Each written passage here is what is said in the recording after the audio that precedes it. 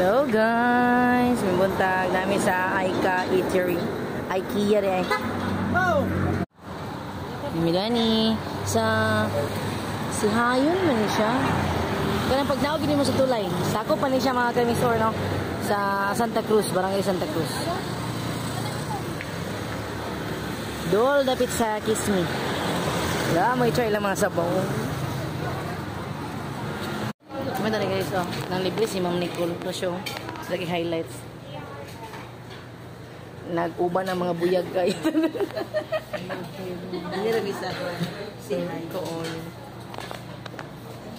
Parang natagano. Wala niya mga puddings. Guwapa ba kayo sa na pilok? Ay, guwapa. May kayo. Ulo ng pilok. Oh. Lamig yun siya guys. Ang mga judge.